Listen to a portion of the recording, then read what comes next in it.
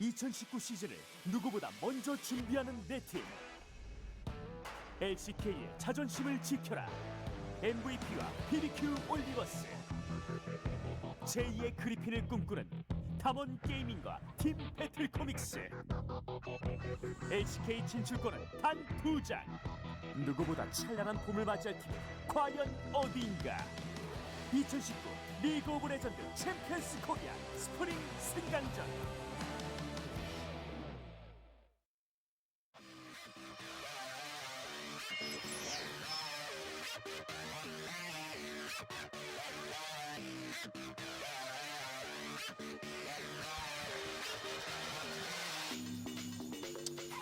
Welcome, ladies and gentlemen, to another great day of LCK, but today is special. We have the promotions. It's going to be MVP up against BattleComics and then BBQ up against Dom1 Gaming. Definitely a couple of names that if you're only paying attention to LCK, you're not going to recognize, but they could be two of the next teams into the LCK. And there's also a number you might not recognize. If Kim Soo-hyun just darts her head one way, you'll see that's a 9. It's 2019 action already beginning today in the heart of 2018. Two teams can advance from MVP, BBQ, Dom1, and BattleComics. I think everyone knows the favorites here, but not necessarily all of the teams and all of the names. We've mentioned Dom1, we've referenced them in spring when they choked before they could actually make it through to the promotion tournament. And then also we have Team BattleComics, a team that's been around for a long time, but never actually made it to the promotion tournament. Love the setup we have there. We got 4 teams that are struggling to get into or stay in LCK. Of course, MVP and BBQ, kind of a rough 2018 summer. They did have to go down into promotions, and these two teams, they're not easy teams, right? Dom1 Gaming, the obvious big one, the guys that did not have to play in the Challenger playoffs at all. They just went directly into promos by getting first. And then BattleComics, who kind of surprised and are coming up through the playoffs, and they won that up against winners. And I'm very curious to see if they can keep that streak going here into 2019. But because, again, it's, you know, you win a best of 3 and then a couple of best of 5s, or maybe just one best of 5, and then you make it into LCK. It's just one good week, and this could change your 2019 forever. It's going to be 2 best of 3s today, guys, so no one eliminated or necessarily qualified at the end of today. 2 best of 3s, and then we have best of 5s later in the week, Thursday, Friday, Saturday. If you lose 2 matches, you're out. If you win 2 matches, you're in. It's pretty simple there. It's going to be a lot of fun. BattleComics, not a lot of known names compared to some of these Challenger rosters that have players returning from other regions. These are very much players who have been grinding their way up. Dom1 have a couple of names you should know, and at least one name you definitely will know, so it's going to be very fun to catch them. They're going to be in our second series. We are opening up with the match between MVP and BattleComics. So on paper, it does feel like MVP, like they did in spring, very likely to re-qualify and very likely to win this first series. Yeah, it's definitely the feel, right? You look at BattleComics in Challengers. I believe their record was something like 8-6, yep. Right? They were just above the mid-level, and then they had a good week. They made it through playoffs, and they won the playoffs for Challengers, which is why they are here alongside Dom1 Gaming. So, I mean, maybe in recent times they're playing really well and they can surprise us here, but definitely Dom1 Gaming, the big team from Challengers, MVP. The team, I feel like that is the favorite overall. And then there's kind of the dark horse BBQ where you don't really know where they're at. Are they just totally kind of out of sorts and not ready for this? Or are they practiced? Are they ready to go? And are they going to turn some heads? Because BBQ, definitely a big name sponsor. They got a couple of big names on their team as well. They would love to stay in LCK, of course. The format has changed a little bit in the OGN promotion tournament days. It was 3 matches on the first day, all best of 3s, and one team would actually be knocked out without actually playing a best of 5. But with the changes to there just being 2 matches today, best of 5 for the winners, losers, and final match means that if you are to be eliminated, you will have played a best of 5. So that's a cool little change there. Maybe helps with the tournament integrity slightly. Here is another visual way of looking. If you win today, you move to the winner's match. Notice that is actually going to be played first. That's the match played on Thursday. So right now you might think MVP versus Dom1 based on expectations. Might be that winner's best of 5. From there, we have a loser's match. That's played between the losers of the 2 games today. That is the best of 5 played on Friday. And then we have the winner's match winner. I know it's awkward to say, but the winner's match loser against the loser's match winner. The reason why it's done in this order is that you want the team that lost the winner's match to have that extra day of prep compared to the team that actually loses today. Does make sense when you think about it that way. And again, just 4 days of games that could determine your life here. Some of these teams won't even get to play all 4 games. And either way, guys, we are just going to go ahead and introduce our teams here. MVP in the blue, of course. Just barely making it down towards the bottom. Only won against 4 teams in the LCK. BBQ twice, SKT and Jin once apiece. And that's why they sit in 9th place at 4-14. Yondu has his hair this time. Famously shaved his head for the promotion tournament after spring because of stress. Hopefully the stress has gone down a little bit. I think MVP was still very hard done by to find themselves in relegations. I think in a world where ADD did not have his collapsed lung and missed matches, they would have found at least one more match win, and one more match win would have gotten them over. In fact, a better game score would have gotten them above Jin, who were also 4 match wins, 14 match losses. MVP, they're one of the household names here. It's going to be very good to see them once again. You know, there's a lot of players here. This team, of course, represented Korea at Rift Rivals as recently as last year. I feel like the LCK would be a lesser place if MVP weren't there with their unique brand of crazy League of Legends. They will be starting on the red side as the LCK team. They do have side selection for game number 1. You mentioned their brand. It's definitely a brand we don't want to lose here in the LCK. The Glasses team, the Glasses boys, it actually works into their intro that we have here for promotions. Everybody knows about MVP. They have a lot of fans here in Korea. But how about this team? Team BattleComics. They're sponsored by a website that actually produces comics about games and gaming and pro teams and stuff like that. So that's kind of cool. They've been sponsored for, I think, 3 splits, and they just barely made it up here, making it through playoffs through Kongdu and up through winners to make it here in 2nd place. Kongdu win was actually the more notable one for our global fans because Kongdu has never missed a spring promotion tournament, but it was a reverse sweep. They won 3-2 after dropping the first 2 games. They were clutch in a way you might not have expected. BattleComics are a fun team to think about because in 2017 spring, now 4 splits ago, they finished last and have worked their way slowly up the table to actually qualifying for the promotion tournament. That history means very little in terms of player brands. The actual most well-known player might be Soar, who, for you long-term LCK viewers, shared the top lane position of Spendersonic Boom in 2016 with Seoul, so he's been around for a while. Joker is actually the oldest player to play in the LCK this year, 1991 birthday, so older than Old Man Score is their support as well. I want to take a look here, actually, at just exactly how old he is. He is younger than me, and I believe younger than MC, as he's born in December 11th, actually. We have all the birthdays of the players, so he's old, but, you know, the caster's still holding up the old side of this show. I mean, he's older than Old Man Score, so he lets you know that he's been around a while. I bet he's been desperate, never played in the LCK. Actually qualify for that. Hopefully getting into picks and bans soon. We got some patch stuff to talk about. We'll wait till it's on the screen, but we're finally moving into the future. See ya, 8:15. We got a new patch to show you. It feels weird, but at the same time, when we walked in and we saw 2019 LCK Spring Promotion, we're like, oh yeah, we are doing this for 2019, the future that will be over at Riot. It's going to be an interesting ride for all these teams, the ones that make it through. And we're in this new patch, not 8.18. I would have liked to cast, you know, all the way in the future, the patch I've been playing a ton, but 8.17 is fine. We've done our homework and we know the changes.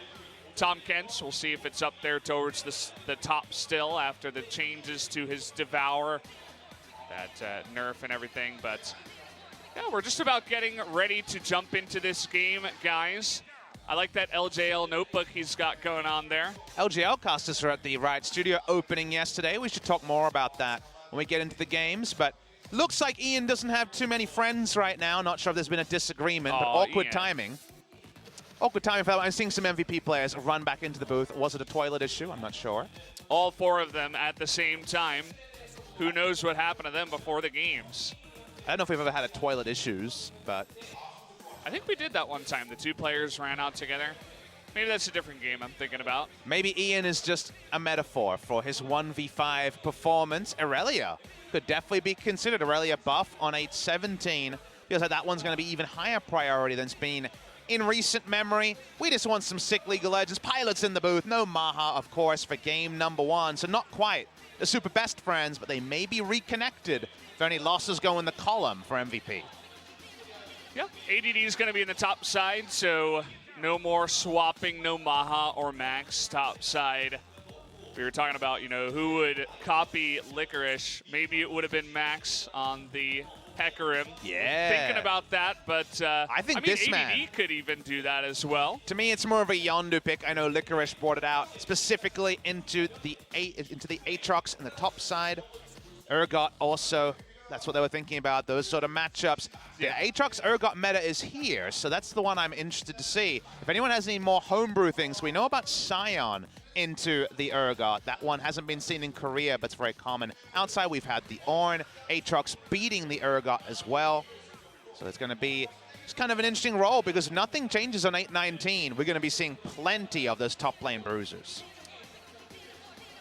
Yeah, it'll be interesting to see how the meta does develop as we do go into Worlds. Many famous Worlds metas, Ardent Sensors and tank metas and all that fun stuff. These teams not going to be thinking about Worlds just yet. They'll be watching from the comfort of their home, or maybe they'll even go watch the matches as it's here in Korea. I'm hearing some familiar music, Valdez. Oh, it's my favorite song, Papa Smithy. Yeah. It's the old pick band music. It's back.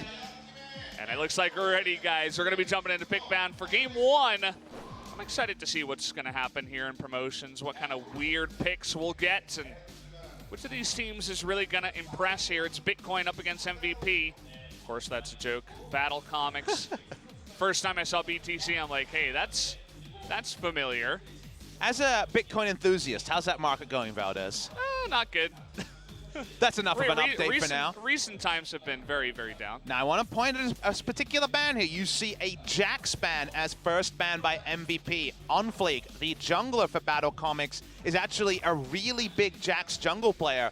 Ironically, Yondu also one of the past Malrung, the first we had of Winners, and Winners is the team that BattleComics knocked out. The Urgot and the Scion banned away will draw an Aatrox response ban. So a lot of the normal top laners for the recent meta have actually seen attention in the ban phase. There's a lot open as well. Remember, guys, we're jumping forward to patch 817. The Nunu, the reworked Nunu, is not available. So sorry, Nunu and Willem, the double ban in that particular way. And an interesting pick that they bring in here. One of Hollow's better champions, 6-2 on Varus, Xayah, and Ezreal. Probably going to be seeing more of Varus and Xayah on this kind of patch, but Varus did get a slight nerf. But let's take a look at the picks here on the side of MVP. Camille already being picked alongside Kai'Sa real quick. It is a very early priority on the Kai'Sa. Looking at Hollow in Challengers, Varus, Ezreal, Xayah was his playground. The 50 HP nerf does make the laning phase a little bit less reliable. For the Varus, Camille, a flex pick, ADD, and Yondu can both play it. Looks like BattleComics are going to continue with On-Fleek's style. He does like the early skirmishing on the junglers. Again, the Jax being his main lets you know that he's going to be preferring skirmishing and go for the Olaf, which he was playing in those promotion matches as well. Yeah, you mentioned the Camille for ADD and Yondu, but also On-Fleek, like, going to play his own set of Camille. He's 3-0 on the Camille, so a bit of a flex pick as well as a takeaway. Interesting to still see the Tahm Kench priority. First Korean Tahm Kench post 815 means that those Devour nerfs are there. In some ways, the champion hasn't changed too much because you weren't usually going through 2 rounds of Devour in an early to mid-game teamfight, and also does give a bit of counterplay, but still going to see Varus, Tahm Kench, definitely a lane we know and understand. And it seems like Kai'Sa Braum, the very standard answer, whether it was 815 or 817. Yeah, we all know that Max would love to play his Brand, his Thresh, his, you know, anything else, but he's going to be jumping on to Old Faithful on the Braum. It's pretty good into the Tomcat, so even if he does get the Devour, you can get that pretty fast stun off the concussive blows. But we're going to take a look at some of the bans here afterwards. Akali going to be banned up. One of the notable changes for BattleComics in terms of priority from their promotion matches, from winning that tournament over winners, is their Rise priority. It's not going to be a first-round Rise pick. BattleComics were basically first picking on red and blue side very, very frequently if they couldn't get Dove onto the Aatrox. So very notable there. Korean casters actually call Dove Dove, but it seems to be a translation issue with the soap that a lot of people will know. Dove soap, very famous, but it's actually, I think, pronounced more like Dove in the Korean translation. Yeah. Confusing, but that's just one of those idiosyncrasies from moving between a Western country and Korea. You guys can call him whatever you like. We didn't get a chance to talk to him, but I'm sure he would say Dobu, and that doesn't really help us out. But then he would say, like the soap, and we would say, but yeah, that's Dove. The soap is Dove, so we're going to call you Dove. And okay, the Gallia's going to get banned out here alongside the Rise you were talking about, so no Rise is going to be picked up by BattleComics. So do we see a mid laner here to keep the Camille flex? The answer is no. They're not interested in flexing. It's going to be ADD top onto the Camille, and Pilot going to be jumping onto the Trundle after all. This is definitely not a win rate pick for him. 0-6 in the summer season was Yondu on this particular Trundle. So it hasn't been a big pick for MVP, that's for sure. BattleComics going over to their side. They've got a very standard draft so far, but they've given up things like Rise. The Akali and the Aatrox have been standard for them, and they're actually returning to an oldie, but not necessarily a goodie recently, and actually jumping on the Mundo hype train on 8-17. I was watching some of the matches. They had some success with the Mundo from behind. They were able to survive for a long time against Dom1 Gaming, and even though that was kind of Dom1 Gaming playing their B squad, they were still able to win with that Mundo. They played it from time to time. They're also thinking about Azir here. That's going to be the pickup for Dove in the mid lane. Azir priority is interesting. Last Azir we saw was over in the EULCS, and that final qualifier was played by Nukeduck. That was Electrocute Ignite Azir. I don't think we're going to be seeing that here. That seemed a little bit too crazy. Zoe has been nerfed again since the last time we saw her, so the latest round of nerfs are there. Could still be considered. It's a power draft from MVP when you think about the composition, a pick comp coming on their side with Camille, Braum, and Zoe. I think the Camille blind pick is pretty bold, but I think ADD's feeling this. Of course, been right up there in terms of challenger for the longest time now. 3-4 months in the top 20, in the top 2, entrenched with Hide on Bush, with FLICKR for a long time. I think he's looking to flex, and this is definitely an outscale matchup for the Mundo, but if you play aggressively and if Yondu shows up, there's good value in that Trundle ultimate post 6 and pre 6. There's good burst damage to take the Mundo down and take him down a peg. You guys will notice that MVP with side selection did go on to the red side, so we'll see that how that does affect the jungle matchup and the way that ADD Ian want to play. They're going to have that very passive kind of farming up bottom lane alongside of it with the Kai'Sa. Braum just going to sit there. It's not going to be too interesting.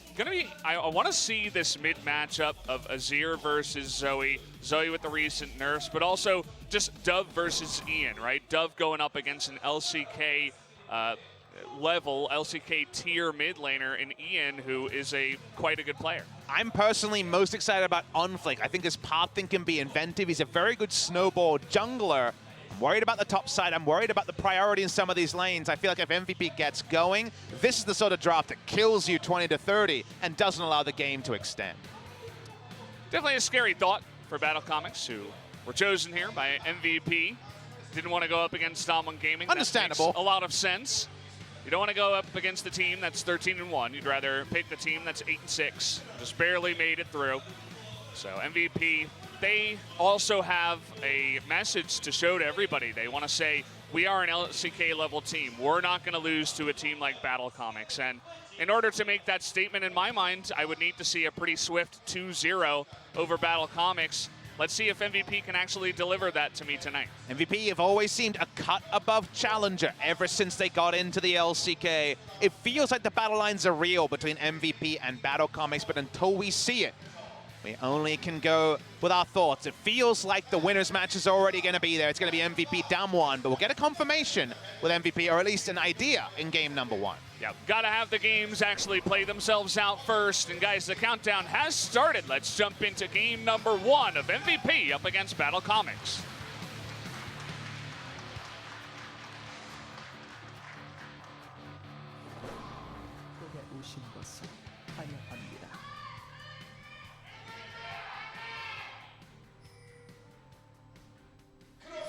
Okay. We've been here before. Of course, the BattleComics fans are going to be less in number. They're coming over from the Africa TV Challengers Arena, where it's just a bit different to the big arena here. So I guess we're going to have to give it a bit of beta testing for the calls. We'll see if Down 1 Gaming have a bit more voice in our second series. I just love Sung K's reaction to that. Was exactly the way I was feeling. He was like, alrighty then. Yep. Anyway, let's jump into the game. BattleComics, hey, if they show up today and they do well, I'm sure they're going to have a cheer for the next time they show up. Just notice it's the new Braum skin actually being worn here by Max. New duds for some of these champions, and the pool party Zoe once again being played in mid. Feels like whatever we do, we can't get rid of Zoe and Tom Kench, forever champions, as ADD's looking for the cheese level 1 gank. Okay, this is not something we've seen very often, but how about a free cleanse and flash? Now, ADD is going to have to go up to the top lane, but again, it's Camille. That's such a great way to start off the lane. You can definitely not expect that one, but it happens once or twice a season just because of the acquisition range there around mid lane. You have that wall that extends and guarantees the register with no flash, so feels really good for Ian. It can be a tricky matchup into Electrocute Azir, but the Azir didn't go Ignite like Nuke Duck. It now has no flash and no cleanse, and lane control perhaps in 3 lanes for MVP if Yondu gets on the map very shortly.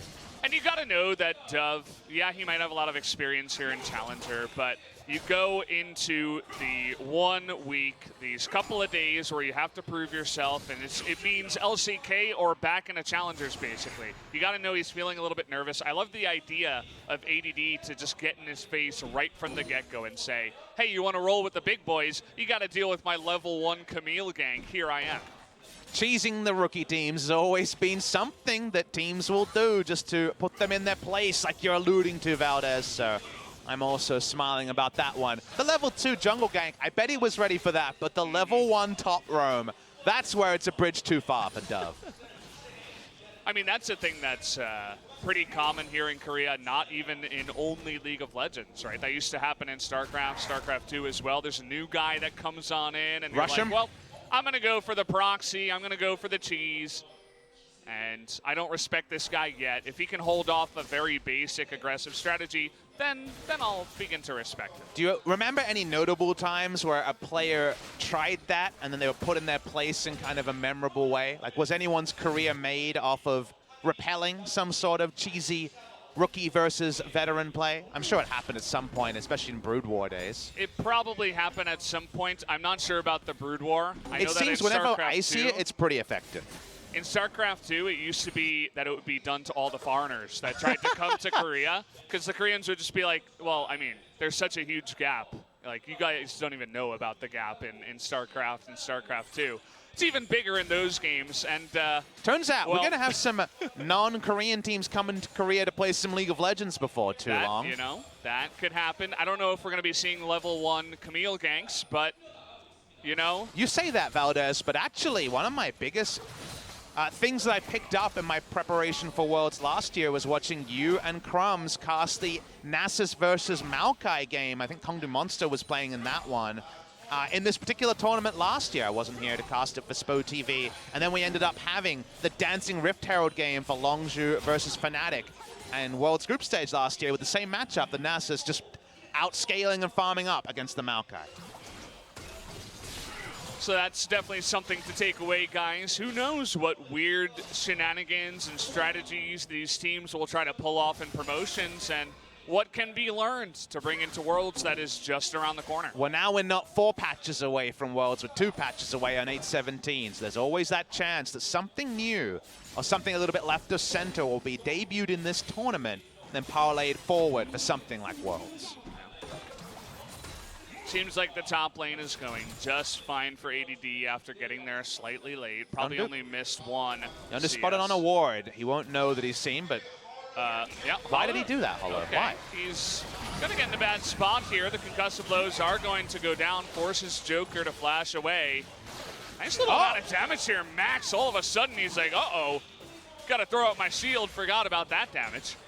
Well, that was actually a pretty big mistake from Hollow, just because literally they saw the Trundle on a ward and decided to walk up and ward it anyway. Yeah. Max was surprised by damage, for sure. I was surprised by the new particles on the Q there from the Braum skin. First time seeing it. I have to remember that one. It's annoying because it's a 4-hit passive for both the Kai'Sa and the Braum. I guess Kai'Sa's technically a 5-hit passive, but regardless, seems like Electrocute is the new way forward for the Azir. As a standard rune, Summoner Airy has been nerfed, of course, on this patch. A lot of the burst runes were taken down on 8.16, which we never played on over in Korea. So, yeah. Celerity for Hecarim and Jhin. Things like the Scorch and also Summoner Airy, sudden impact on basically every gap close champion. So a lot of nerfs to some of the early damage coming through from these laners and the junglers.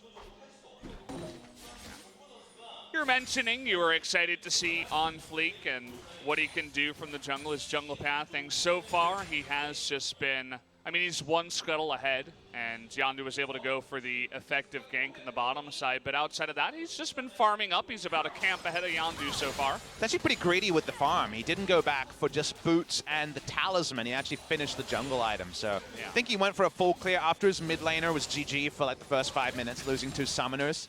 There was very few places he could go. You go top lane and then ADD and Yondu on literally the 2 best champions for turning around a poor gank, right? If you have vision advantage and then Camille and Trundle see you coming, you're going to be in a lot of trouble. So they don't want to go there.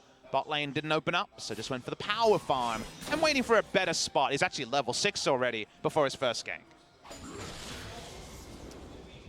Waiting on that. There was a lot of vision around the mid lane by MVP. There were actually 2 control wards, and OnFleek just cleared both of them. So he's even going to come in here and have really nice timing on the blue, as Yondu did go back in the red side jungle. Pings are down here, but there's 4 members of BattleComics that are going to secure this blue buff for Dove in the mid lane. For people wondering, what do we expect from BattleComics? They said they're 8-6. They said they were kind of the unlikely second-place team. So what are their strengths? Where are they strong? I don't know any of these players. All of that is very reasonable. The thing that I observed, I really focused on their matches in the promotion tournament because they were up and down. Their only notable thing from the regular season is they were actually the one in the 13-1 scoreline from Dam1 Gaming. They dropped 1 series, which was a 2-0 to BattleComics. BattleComics finished 4th overall. You mentioned that already, Valdez. Again, not the most remarkable regular season team. Also, that win felt like it had a lot of asterisks because Dam1 Gaming were basically already guaranteed to be first and missed the Challengers Finals by then. And also, they were running a B roster for some of it. Things I took away from the Challengers playoffs matches is some really good teleport plays from Soar. He's not on Orin this time, but if he does move over to more of a teleport tank, that'll be pretty big. And just solid front-to-back team fighting, you know, focusing on the frontline tank and then fighting from there. They definitely have a front-to-back team fight comp where Mundo goes into the back line and then Azir and Varus just try to kill the closest target. Playing to their strengths, playing to comfort is always something we see out of newer teams and teams trying to find some success with what they've gotten before. So it's always good to hear that they have gotten a comp just like that. But MVP generally like to throw caution to the wind and can get aggressive at times. I mentioned how their bot lane is pretty passive, has been so far, but still waiting for ADD, Ian, and Yondu to get some stuff going on the top side of the map. The heartening part for me about MVP this game, though, is if ever in any meta you ask me what sort of a comp can MVP play, the answer would always be pick comp, and this is a pick comp. They have great pick CC. They're very strong at using that if they get a good start, and it's definitely been just a standard farming phase. Small gold lead here to BattleComics purely from the lane farm. A Drake would be a nice way to start because this, of course, corrals BattleComics, and then the pick CC can begin. Joker trying to go for the steal here. He doesn't have his flash, and that's going to be a big mistake here. First blood given on over to Pilot as he just got caught out trying to steal the Drake. He played as if he had had an unsealed spellbook cleanse, but he had heal at the time. No flash, as you mentioned, Valdez. Oldest player to see play in Korean pro play this year, older than Score from a 1991 birthday at 26 years of age. Plenty of competitive games, but mostly in Challenger. No top flight competitive games. That's just a straight up mistake, especially against a pick comp. You cannot look to walk up like that. Running into a Trundle, you have to know that if he started it, he's going to have Smite. So it's not really something you should consider as a possibility just to go from the start. I feel like there have been two kind of quote-unquote challenger mistakes. The one was Hollow walking up to try to ward after he saw the Trundle earlier on the gank, and then Joker trying to go for that steal. We'll see if BattleComics can change that up and do a little bit better. They're trying to get on top of Pilot here, but Max is right there to help his buddy out. Again, we're not expecting anything remarkable from BattleComics in the laning phase, apart from OnFleek making plays, and then again, just solid team fighting. Talking to LCK Bros, they don't have high hopes for BattleComics in this tournament, but they can find a way to 50-50. If Mundo gets to 2.5 items and runs at Zoe, that's an area where BattleComics have shown aptitude in and have also drafted for a supremely strong 5v5. MVP gets a pick, there's never going to be a 5v5. But we're going to be looking at MVP one item onwards to actually control this game. For now, just in the farming phase for MVP. BattleComics actually, strangely, was ahead for just a moment after taking that Rift Herald, but Soar looks like he could be in some trouble. Yondu totally unscouted here, but nice timing actually by Soar. ADD missed the wall. Yeah, he, well, speaking of challenger mistakes, hope I don't have to say that for MVP in 2019. But, yeah, ADD, you get one. I mean, that could have been a kill, right? It is a Mundo with only level 1 ultimate, so...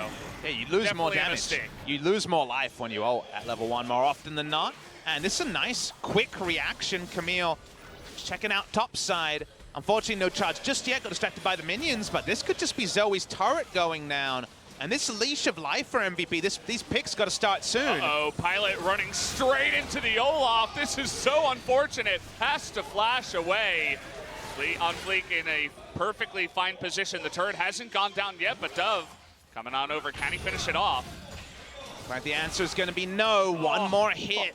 A speck of damage onto the turret, and it will go down. OnFleek was an inspired position there.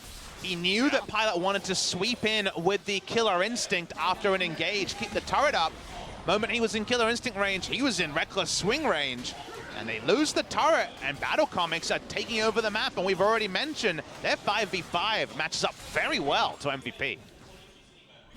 Yeah, maybe their laning isn't fantastic, but they get a couple of good things. You know, the gank on the top side failing. They were able to take the Rift Herald with nobody on it, no vision. And now the game is all of a sudden going very heavily in the side of BattleComics. They are able to rotate down to the bottom side after Pilot had to back after being chunked out, nearly getting the bottom side turret at the same time. Already have over a 1,000 gold lead here in game 1. And also consider that you look at the variables we can see. Teleport, the Rageblade first, the Doran Ring. It does look like AP Kai'Sa, which is delaying a power spike further. Is that inviting some of the champions on BattleComics to get too much farm before MVP's even ready to use that pick comp? A worrying thought as Hollow quickly realizes there's a chance he might be turret dive, but the turret's so healthy that we're not actually going to see the Trundle zone him away just yet.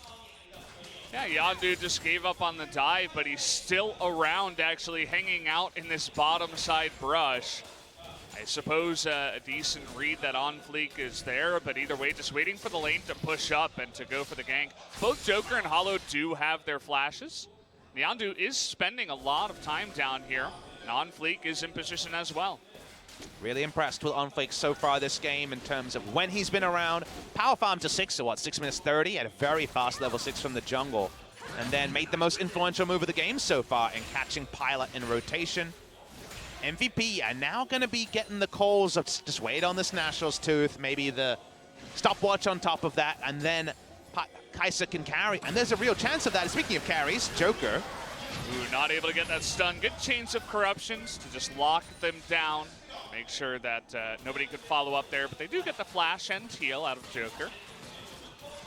Let's watch this game develop. Worrying times here from MVP. They need to find control wards and start utilizing things like what should soon be a one-item Zoe and the Camille Trinity Force. One items still aren't there, but the one items are there for BattleComics. Not where MVP wanted to be. But as the LCK team, we have to imagine their mid-game shot calling will be better than that of BattleComics. Would have to imagine. I would agree with you, but we have seen teams in the LCK that survive just purely on 1 or 2 players carrying pretty hard. And you mentioned on Fleek before the matches. I was impressed also by Dove. I thought he was a pretty solid mid laner based on what I had seen.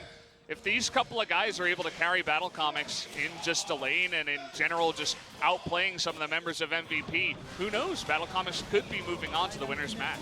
Dove spent the entire time playing pretty well on Aatrox in the Challengers finals. It's really impressive. Got a solo kill on Aatrox in the Rise matchup, which you never expect. Just purely at level 4. Yeah. Got a solo kill was very impressive. So he has looked good. He's 2-0 in Challenger, but usually that step up is severe. Griffin answered some of that criticism, but we had 2 seasons of CJ being the big boss and not actually making it to LCK, and then the one data point of Griffin that felt a bit like that Magic singular team.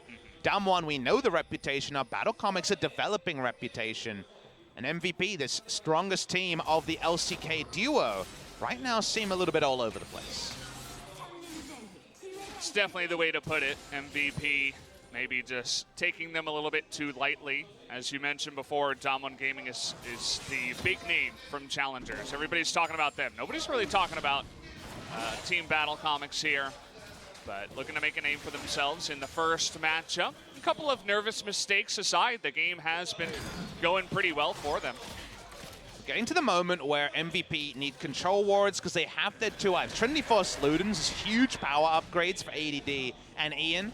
And your read here is that with the Infernal spawning, put down 3 control wards, get a pick because your comp is set up for that, and then steady yourself into the mid game that usually comes around 20 to 25 minutes.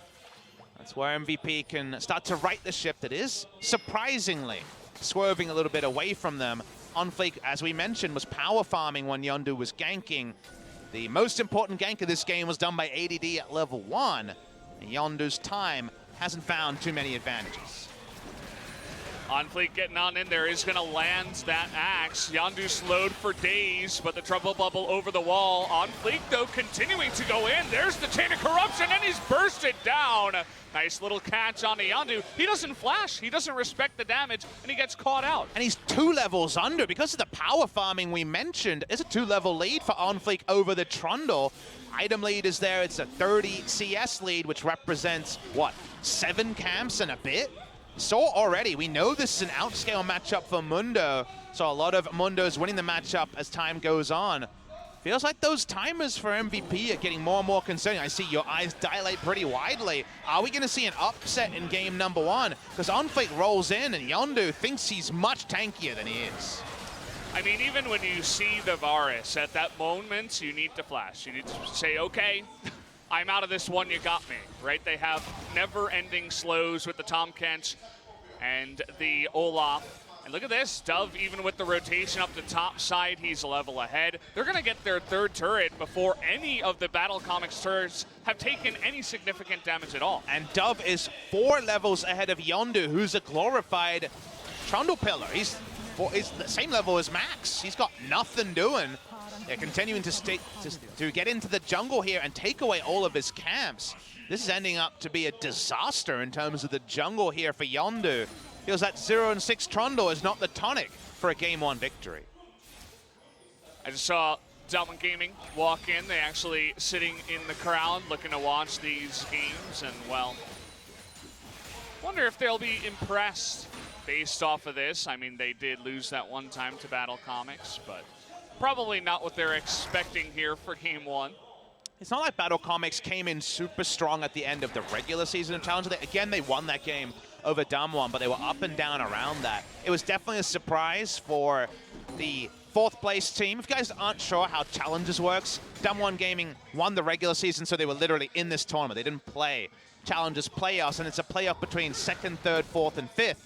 BattleComics came in at 4th, and a comfortable 4th, 8-6 overall. And thus it was a surprise for them to make it here. But it is a surprise to see them continue to level up as they did through those playoffs. I think it deserves to be said as well that MVP is kind of disappointing in my mind for game number 1. We were expecting them to be maybe even ahead of Dom1 out of the 4 teams, but then you take a look at this game, and again, it's only game 1 and 1 best of 3, but I was expecting them. My expectations have not been certainly met here by MVP. I guess at this point, you got to consider 8-match best of 3 losing streak for MVP at the end of the season with the asterisk again of ADD's collapsed lung and health problems, meaning that they really did have a very unfortunate roll of the dice. 8 matches is 8 matches, and they've maybe forgotten how to win on stage. Feels like a weird thing to bring up. We like their draft. It seemed like they were just going to roll through. This is very much a come at me, bro kind of draft where you can flex on people. The flexing seems to be done by BattleComics, and now if MVP don't get going soon, they may never. It's definitely a scary thought. We saw what the Azir can do from ahead when, I believe it was FLICKR was playing it in that SKT versus Gen G matchup. And it's scary. I mean, generally it's a very strong late game champion, but how about if you have a death cap Nashor's Tooth at 21 minutes into the game? Because we're getting close to that here for Dove. If he does his best Yukal impression, that would be pretty good as well. Yukal and BTC playing some good Azir games at the end of the season. Not many people touching it in the run that came from the playoffs, but in the Galio matchup, seeing it once in a while. Seeing BattleComics have a big lead here in terms of tempo. They're pushing up. They're denying the pick comp from being able to even set up for a pick. And this Baron, if Azir and Varus start on it, it dies real fast. Disappears off the map. I think BattleComics are going to take a little bit slower. They have some nice scaling. They might as well take an Infernal Drake as well. MVP, though, angling up towards the top side of the river. It looks like BattleComics were following just a bit. Nice Devour here by Joker. Again, this is the nerfed Tom Kench, so that Devour cooldown is going to be longer at every single level, so got to be careful about that.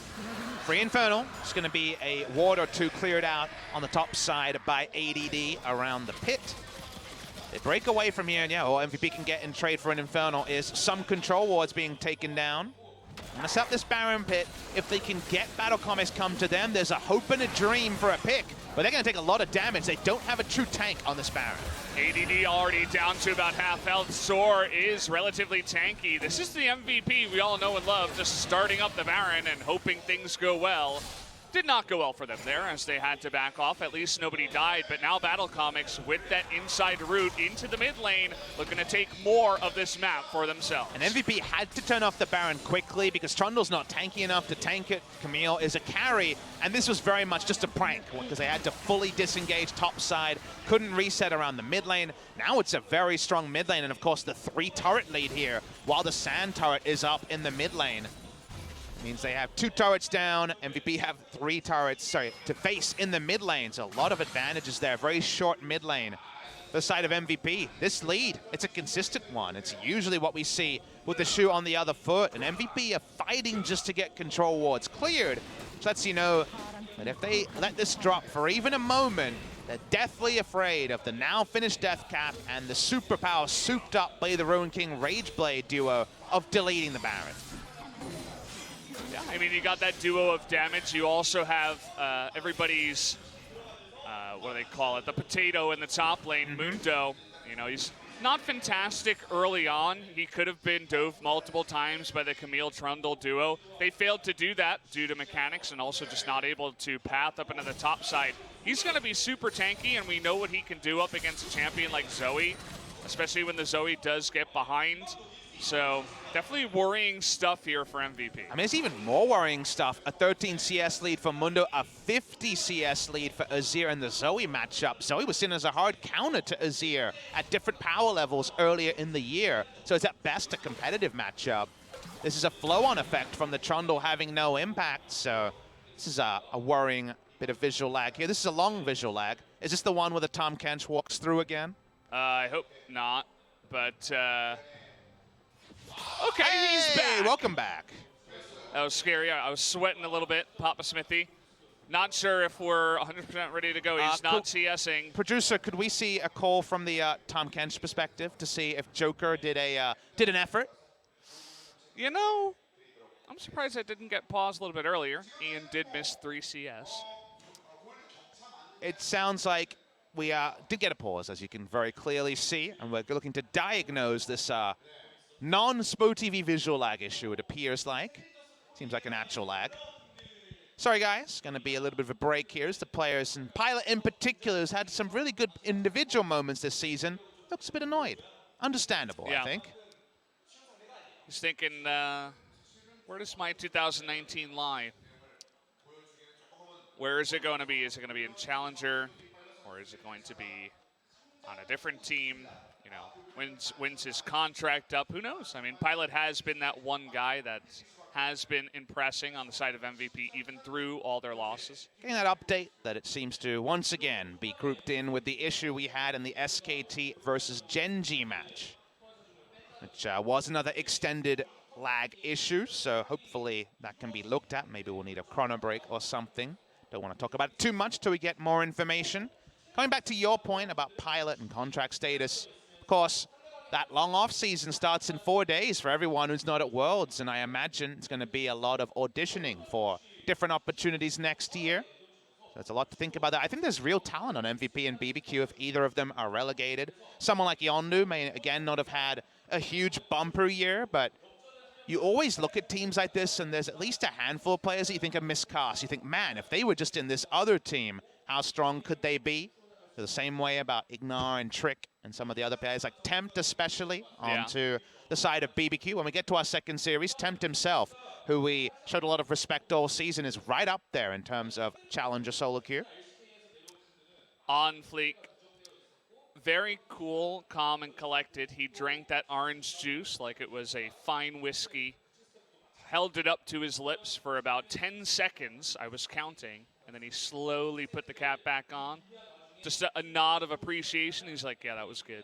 Put it down, and I wonder when he's going to finish that orange juice. Well, I think a lot of people are watching his early game here and being like, maybe we need an on-fleek in our team, BattleComics or no. And a name change, perhaps. Yeah, on-fleek's a bit awkward. Don't really know what to make of it.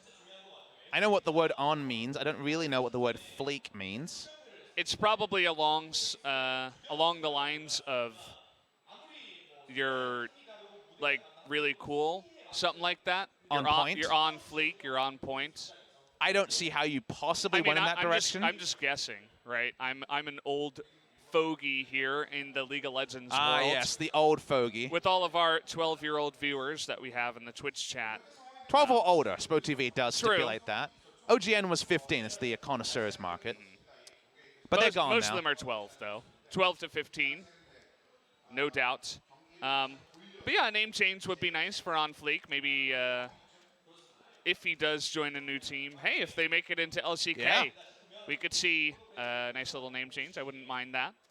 Well, we saw something yesterday. We rolled over to Jeonggak, a different area of Korea. If you guys aren't aware, Sangam is where the OGN Stadium is. Gangnam, which you guys know from Gangnam Style, is where we are today. The Riot Stadium's over in near City Hall area, near Jeonggak, which is a very nice area of Seoul.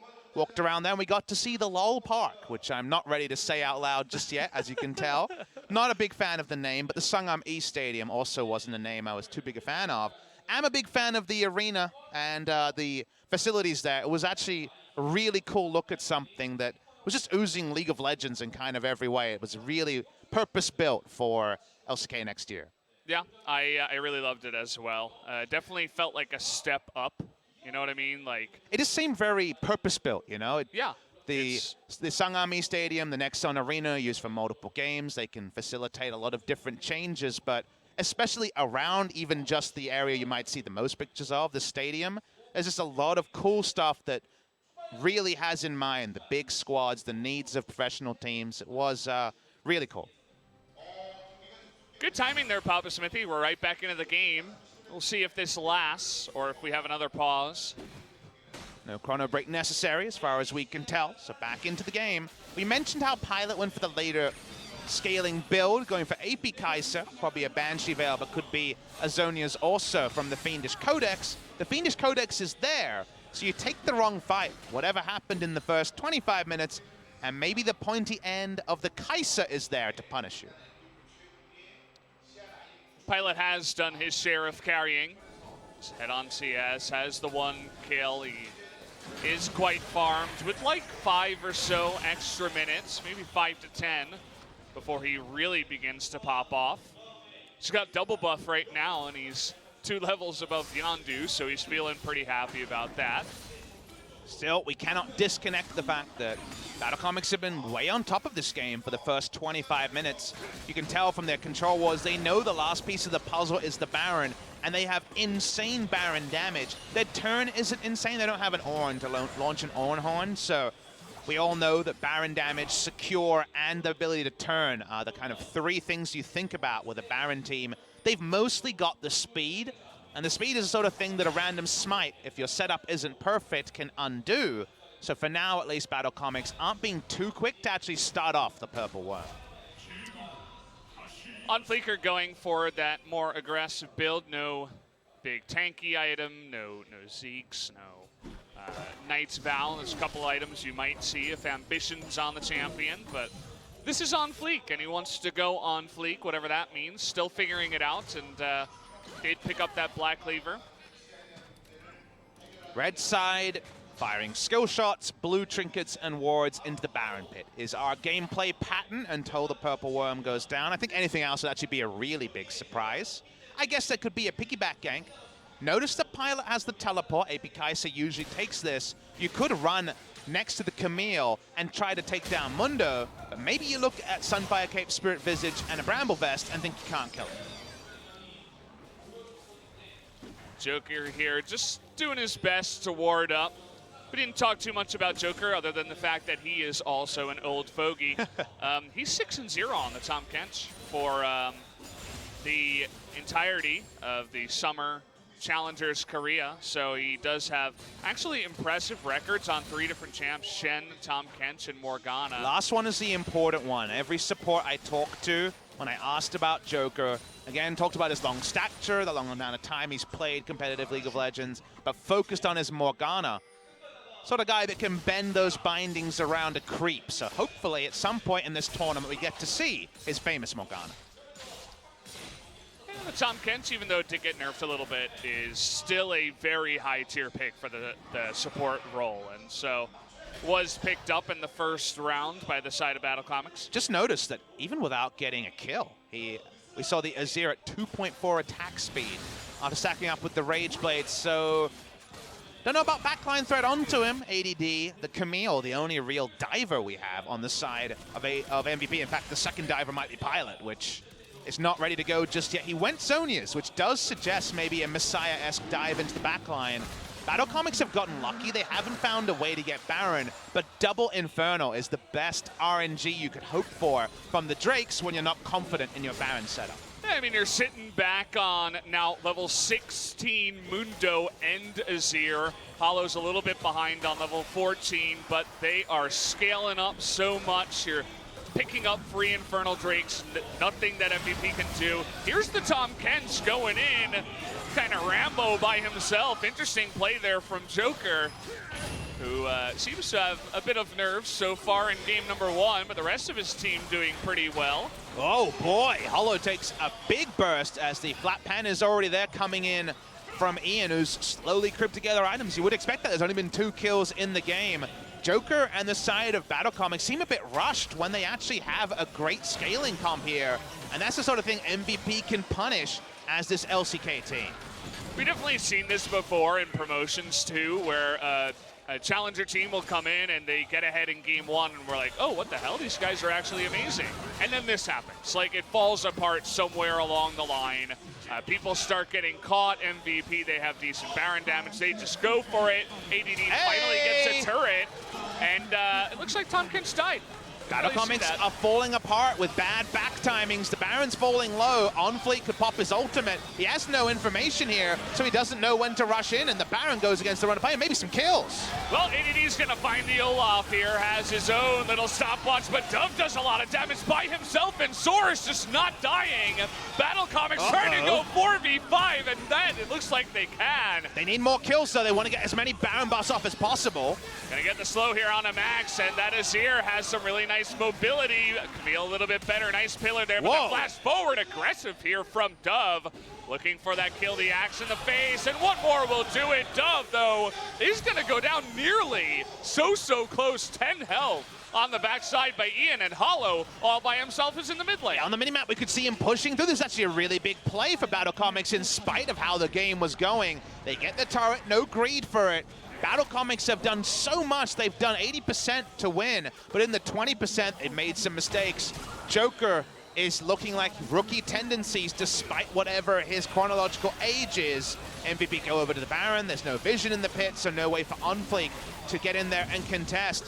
Thought maybe this was going to be the entire game undone for BattleComics. As you say, a pretty standard challenger move, but they get in there. Nice play from Dove, even on the Azir, away from the Aatrox and Ryze. 3 kills in a mid lane inhibitor. It doesn't make up for losing Baron, but it definitely softens the blow. BattleComics trying to make up for their mistakes with some impressive Azir plays. Also a Mundo that does not die. We can see what happens when that Camille jumps into the backline too. You know, you were discussing, will they have really any backline threat with just the Camille and maybe a Kai'Sa? Well, if she gets blown up immediately by an Azir, the answer will be no. Because the problem is, she knows who she wants to ult, but Azir says nope, and Azir and Varus are incredibly fed and farmed when it comes to actually being able to do single target damage. Guardian Angel's now there to dissuade him being a target. Diving in on Dove, he has his own disengage with his ultimate, and yes, if both Azir and Varus are hitting one person, they die in a blink of an eye. BattleComics here on the side, trying to look for some kind of engage, or at least to deny them from going for a push. They're gonna stop that wave from pushing in. This ARAM is actually a really bad idea for MVP. They lost a lot of their Barons on split pushes, so now 1-3-1 feels worse. But you are not pushing into Azir Varus. It's not going to happen. There's no way to do it. Their range on turrets is extremely short, and the Zoe poke's not going to be enough with Joker alive. If Joker dies, that's different, as he has to ghost away here after the pillar came in behind him. Joker definitely is, you know, there have been some mistakes, but I love how aggressive he gets in these games, just going in Rambo, that bloodthirsty support. It's a cool style. Not sure if it's the most successful, but it's definitely interesting and funny to watch. Does feel like BattleComics are getting the new boys a little advantage here, because this is triple Infernal. So remember, imagine if they got 2 Ocean Drakes, it would be such a different game. But 2 Infernals, a 3rd spawning despite their misfire around Baron. Maybe that will baby them into a Game 1 victory, as we can see that ADD doesn't even scratch Mundo when he looks for a trade. He's still got a stopwatch. He still has his ultimate. He can chase him down. ADD's going to have to do some defensive and passive hook shots away from the Mundo as the game does go on, which does not bode well for his split push. BattleComics push up. Seems like it will be the Banshee Veil next from Pilot, and then he can take some more aggressive spots. Maybe they can look to burst one person, but with the stopwatches and Guardian Angels, that one person remains to be determined, and we just need to see Joker take a chill pill with some of these very deep dives. Maybe everything slides into position.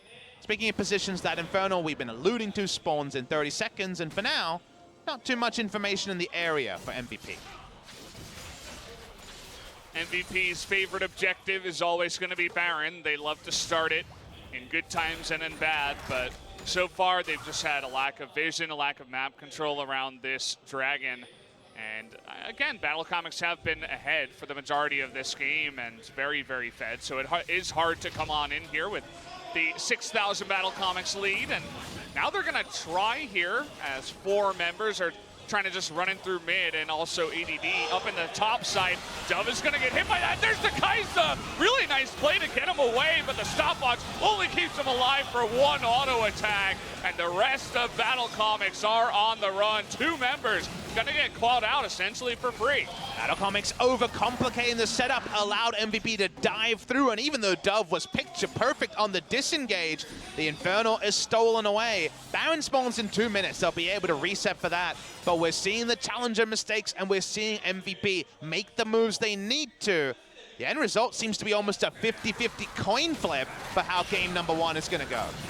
Yeah, definitely a weird one, as Ian, I feel like he's just I feel like he's playing in a tier below where he's just acquiring every single target because they don't, you know, have so much experience against Zoe. But again, these players do have experience against the Zoe, so it's not that. It just looks like Dove multiple times in a row getting hit by these paddle stars to the face, and Ian is just having a ball right now on the Zoe. Now, Dove was so close with the ultimate into the Zonias, but crucially, Joker's, we'll see it in the replay here, but the Trouble Bubble hit Joker and arm just before he got into Devour range to save him. So the hit comes in from here. Joker tries to walk in, but he actually, picks up the Trouble Bubble and is in range but can't Devour. Think back to the play we saw a few days ago where Core JJ flashed over and got the headbutt pulverize in before the Trouble Bubble armed. Picking up the Trouble Bubble was the difference between the Azir living and the Azir dying. Yeah, definitely a mistake. But that Trouble Bubble stays on the ground for so long, you got to know how long it's going to be. You have to use that flash aggressively sometimes. Ian, once again, looking for that target acquisition. The picks on the Zoe on the left side, not going to happen this time around. And now ADD is level 18, and he does have 3 items, so he is getting pretty aggressive on his split push down on the bottom side right now. His team fights can really turn on a dime, but we haven't seen team fights. We've seen catches, we've seen picks from MVP, even later than we expected to see them. The Trundle ultimate can be used on the Mundo, but he has Stopwatch to ult Stopwatch, and OnFleek has a Guardian Angel to be a pseudo tank for a while. But can they actually find a 5v5? They themselves have very limited engage. They have the press out and run at them of Olaf and Mundo, but apart from that, the Varus ultimate is pretty short range. So BattleComics took all the easy objective, mismanaged first Baron, then the final Infernal. They get maybe one more do-over, but if they lose a second Baron, I think MVP just straight up take this game. Well, you mentioned the Baron damage. There's no vision on this right now. Trying to get in range. There's going to be the war, but it looks like late, and they're not going to get it. Actually, the smite comes out from Joker. The damage on top of the Braum, and there's that Azir getting into the front line. Actually, the Varus going to pick up 2 kills here. The rest of MVP going to be on the run. Pilot just being ran down by the Mundo. Nothing that he can do. The Baron and 3 kills. Can we make it 4? It's just going to be 3 to BattleComics as they finally get that fight. And BattleComics this time with the Baron don't take any monkey's business about it. They just start it instantly knowing that if the fight comes to them, first target dies. They're going to push through mid and they might just straight up win. Definitely feels that way. Ian can't do it all alone. Zoe good in the 1v1, but, well, you lost 3 of your members. Trying to take out OnFleek's Guardian Angel, but even that is a dream at this point. BattleComics trying to get in there, but ADD himself nearly disappears immediately. And where did the Zoe go? The Varus and the Azir, 2-fed, and BattleComics take game number 1. Far from a flawless game number 1 victory by BattleComics, but where the game needed to be won, they were able to win it in the early game and buy them those extra chances. They didn't get 9 lives, they needed 2. But by the time the second Baron came around, they adjust their shot call, they go for it directly. Need to adjust the mindset of Joker, their team captain, who was a little bit too frisky on a couple of engages. But apart from that, BattleComics, you have to say, it wasn't a landslide, but they were better on the match and hitting the win conditions than MVP were. Yep, MVP a little bit sloppy. BattleComics, their own mistakes from time to time, but that's not a good look. You don't want to have to go down into a loser's match from just 1 best-of-3 and have a chance of dropping out of LCK based off of that. It was basically only Ian getting the catches there with his Zoe, but other than that, Yondu wasn't able to show up on his Trundle. The bottom lane, you know, the Pilot wasn't able to carry by himself. He just didn't really have much of a front line. And eventually, the Azir Varus Mundo just got way too out of hand. I guess in hindsight, Camille in the jungle and a different top lane matchup might have been better. We're watching the replay here. The moment you fight on Azir and Varus' terms, you lose. Straight up. There's just nothing else you can do when it's this late into the game. And Source Solo's Pilot lets you know that level 18 Mundo, not bad at all. Didn't even need the kill secure from the Varus to pick it up. They close the game from here. Again, still issues for BattleComics. Far from flawless gameplay, but we're in the promotion tournament, no longer the World's Gauntlet or the LCK Finals, so the level of play, understandably, takes a bit of a dip. And maybe after that game 1, they can get rid of some of those jitters here from promotions and play a cleaner game. I like their brand of League of Legends, I have to say. I like what they drafted and the way they played. Impressed me for sure. But guys, we'll be back after a break for Game 2.